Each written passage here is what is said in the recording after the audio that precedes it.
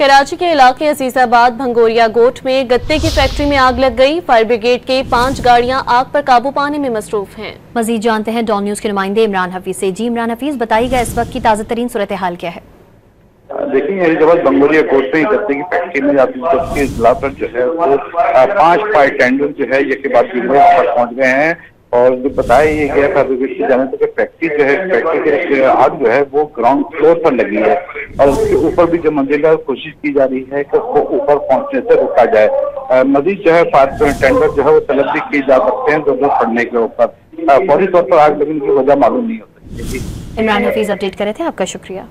देखिए, अजीजाबाद भंगोरिया गोट में गत्ते की फैक्ट्री में जाती है, उसके इतला पर जो है वो 5 फायर टेंडर जो है ये के बाद पहुंच गए हैं।